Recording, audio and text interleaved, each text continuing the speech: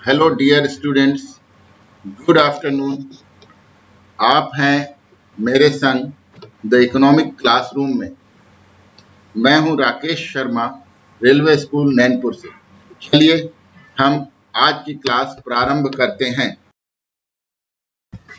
चलिए हम फिर आ चुके हैं अपने अगले पाठ के लिए। इकाई 3 में हमारा आज का पाठ है भारत में मानव पूंजी का निर्माण। सबसे पहले पाठ शुरू करें, ये जान लेते हैं कि मानव पूंजी आखिर होती क्या है। मानवीय पूंजी का आशय किसी देश की जनसंख्या, उसकी शिक्षा, कौशलता, दूरदर्शिता तथा उत्पादकता से होता है। विस्तृत आशय अभी अपन आगे जब पाठ को पढ़ेंगे तो जानेंगे।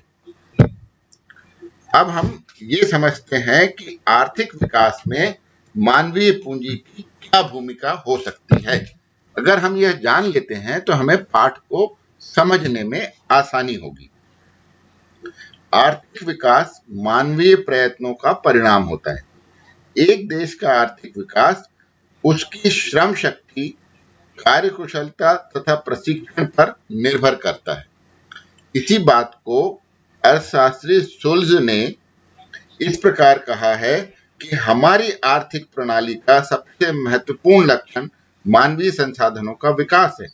ऐसा किए बिना हम व्यापक दरिद्रता एवं कठोर शारीरिक श्रम से मुक्ति नहीं पा सकते। को बेहतर समझ पाएंगे यदि हमारे मन मस्तिष्क में यह भी हो कि आखिर मानवीय पूंजी के निर्माण का क्या महत्व है, या आपको ये लगे कि आर्थिक विकास में मानव संसाधन की भूमिका क्या है, वह भी हम यहाँ पे थोड़ा सा चर्चा कर लेते हैं।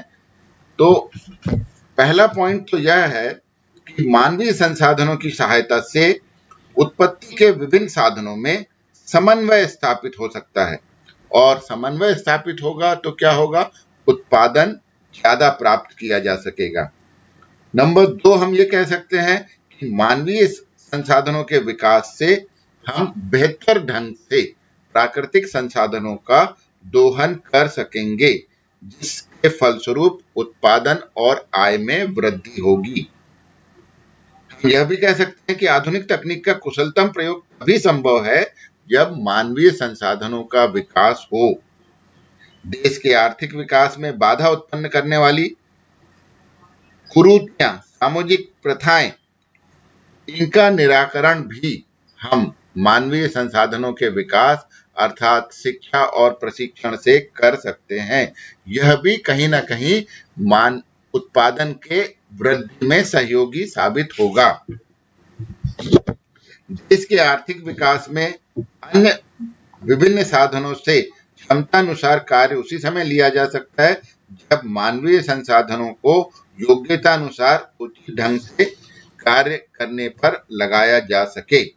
इस प्रकार कहा जा सकता है कि किसी भी अर्थव्यवस्था के आर्थिक विकास में मानवीय संसाधनों का महत्वपूर्ण स्थान है।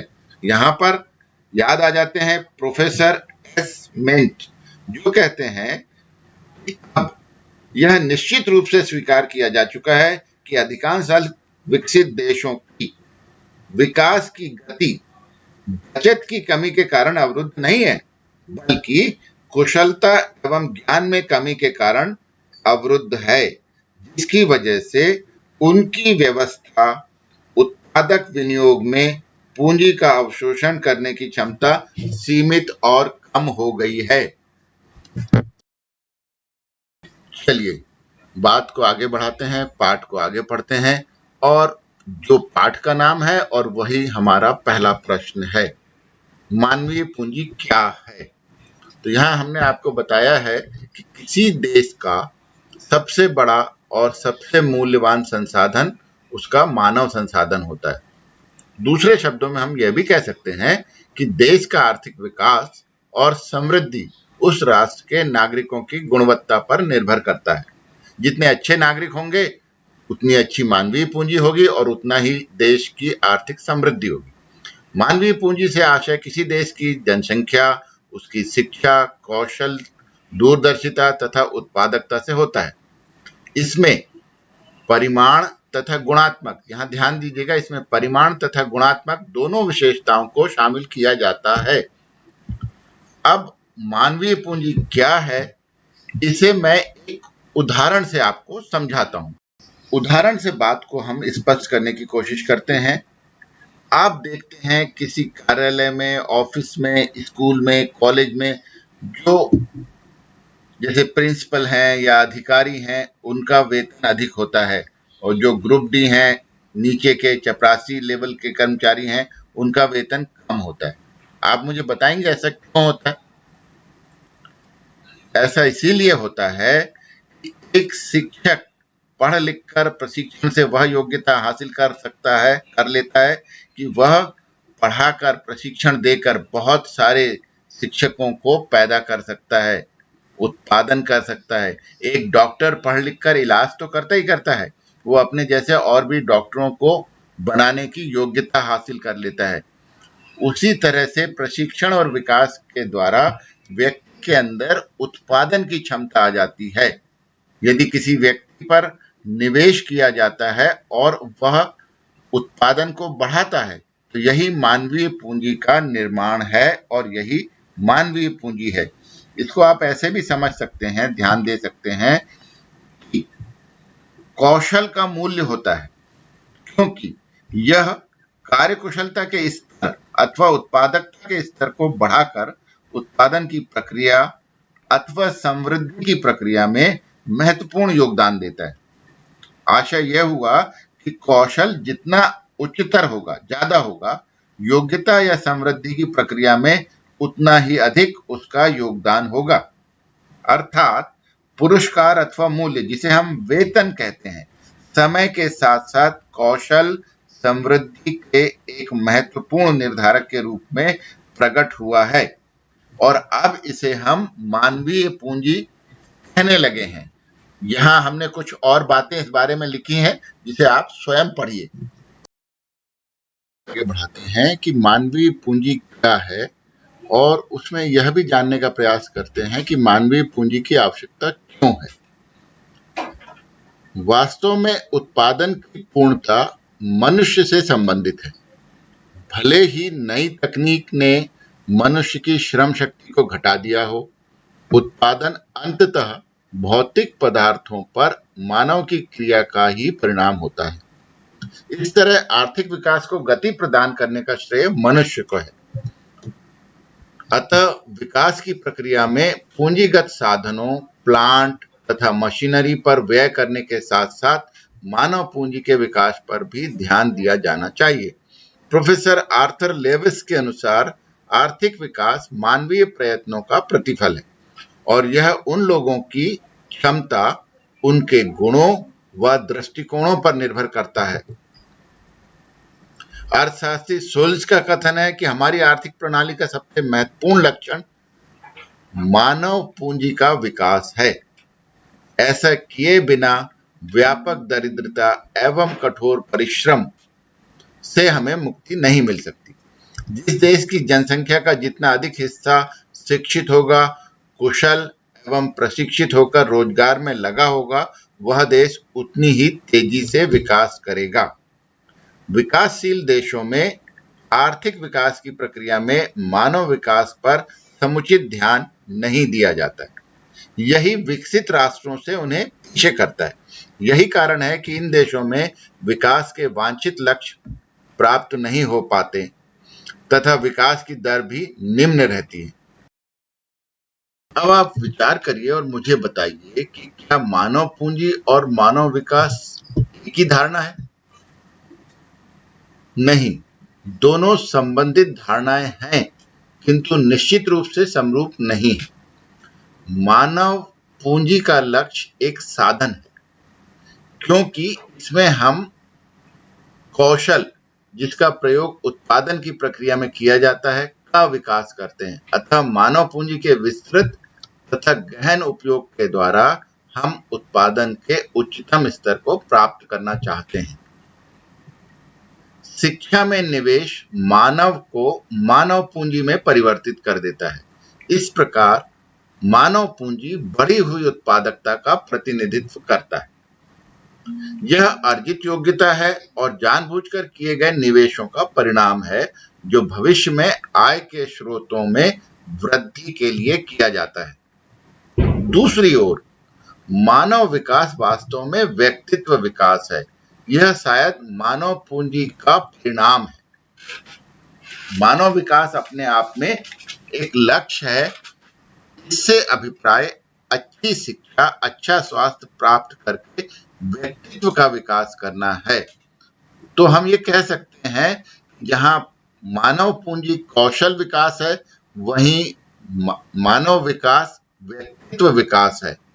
मानव विकास तब होता है जब एक समाज के अधिक से अधिक व्यक्ति शिक्षित, स्वस्थ तथा कौशल संपन्न होते हैं। मानव विकास इस विचार पर आधारित है कि शिक्षा और स्वास्थ्य दोनों मनुष्य के कल्याण के अभिन्न अंग हैं, क्योंकि जब लोगों के पास पढ़ने लिखने और दीर्घायु होने तथा स्वस्थ जीवन जीने की योग्यता होगी, तभी वे उन मूल्यों का मापन करने में सक्षम होंगे जिनको वे महत्व देते हैं। पूंजी निर्माण के स्रोत। अब हम इस विषय पर चर्चा करने जा रहे हैं। मानव पूंजी के निर्माण के स्रोत वे हैं जिनसे मानव पूंजी के स्टॉक में वृद्धि होती है। इसके स्रोत को आप दो वर्गों में विभक्त कर सकते हैं, आंतरिक स्रोत और बाह्य स्रोत। आंतरिक स्रोत का मतलब देश के अंदर, अर्थात किसी देश की व्यवस्था के अंदर से, जबकि बाह्य स्रोत का मतलब है देश की भौगोलिक सीमा के बाहर से। मानव पूंजी निर्माण के आंतरिक स्रोत की हम बात करते हैं तो यहाँ शिक्षा, स्वास्थ्य और प्रशिक्षण, ये तीन बातें महत्वपूर्ण होती हैं। शिक्षा, यह मानव को कुशल बनाने का सबसे महत्वपूर्ण स्रोत है। शिक्षा व्यक्ति को अधिक कुशल व योग्य बनाती है। स्वास्थ्य, स्वस्थ शरीर में ही स्वस्थ मस्तिष्क का निवास होता है। बिना अच्छे स्वास्थ्य के कोई भी काम सही तरीके से नहीं किया जा सकता, इसलिए यह पूंजी निर्माण का एक महत्वपूर्ण साधन है। प्रशिक्षण, एक व्यक्ति की योग्यता को बनाए रखने के लिए उसे समय समय पर जरूरत अनुसार प्रशिक्षण देना बेहद जरूरी है, नहीं तो उसकी कार्य कुशलता में धीरे धीरे कमी आने लगती है। इसी बात को ध्यान में रख के आज रोजगार में सभी कंपनियां अपने अपने कारीगरों को समय समय पर प्रशिक्षण देती है, सेवाकालीन प्रशिक्षण देती हैं, इन सर्विस ट्रेनिंग देती हैं, और सरकार भी प्रशिक्षण का कार्य आयोजित करती है ताकि हम समय और बाजार के अनुसार अपनी योग्यता अर्जित कर सकें। मानव पूंजी के बाह्य स्रोत की बात करते हैं तो इनके दो स्रोत हैं। पहला, व्यक्ति अन्य देशों या अन्य जगहों में जाकर बाहर से अपनी योग्यता को अर्जित करे, बढ़ा ले, या दूसरा, विदेशों से हम प्रशिक्षकों को अपने यहाँ बुलाकर अपने लोगों को प्रशिक्षण दें। अभी तक हमने मानवीय पूंजी निर्माण के स्रोतों की चर्चा की। आपको ध्यान होगा, अब मैं आपसे पूछता हूं कि किसी देश में मानवीय पूंजी निर्माण के दो प्रमुख स्रोत क्या होते हैं, बताइए।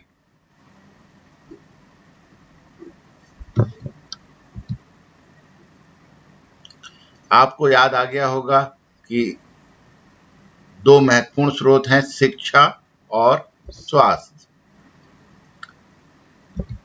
अब आप बताने की चेष्टा कीजिए। शिक्षा न केवल जीवन स्तर के मानक और गुणवत्ता को बढ़ाती है, बल्कि लोगों के आधुनिक दृष्टिकोण को भी प्रोत्साहित करती है। यह देश के कर्मचारियों की कौशल को बढ़ाकर उत्पादक क्षमता और उत्पादकता में वृद्धि करती है। शिक्षा। स्वास्थ्य, यह सक्रिय, ऊर्जावान तथा स्वस्थ श्रम शक्ति की आपूर्ति करके अप्रत्यक्ष रूप से आर्थिक विकास में मदद करता है, जो पूरे उत्पादन की प्रक्रिया को सक्रिय करता है। हम जानते हैं कि पूंजी दो प्रकार की होती हैं भौतिक पूंजी और मानव पूंजी। चलिए हम भौतिक पूंजी और मानव पूंजी के बीच के महत्वपूर्ण अंतरों पर चर्चा करते हैं। भौतिक पूंजी यानी फिजिकल कैपिटल का अर्थ है कंपनी की गैर मानवीय संपत्ति जैसे संयंत्र, मशीनें, भवन, कंप्यूटर, कार्यालय आदि, जो वस्तुओं और सेवाओं के उत्पादन में सहायता करते हैं।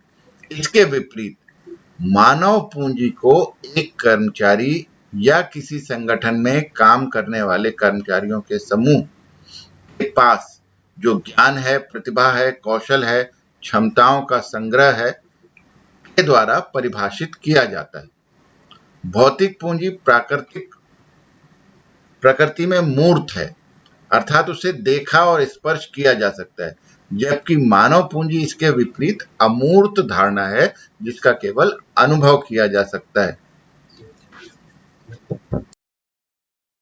अब हम अपने पाठ के महत्वपूर्ण पड़ाव पर पहुंच गए हैं। पाठ्यक्रम को ध्यान में रखते हुए कुछ महत्वपूर्ण प्रश्नोत्तरों को हम यहाँ प्रस्तुत कर रहे हैं। इन उपयोगी प्रश्नों को आप पढ़ें, लिखें तथा याद भी करें। हाँ, अपनी जिज्ञासाओं और शंकाओं को मुझसे पूछना न भूलिएगा। इन महत्वपूर्ण प्रश्नोत्तर को आप ध्यान से देखिए।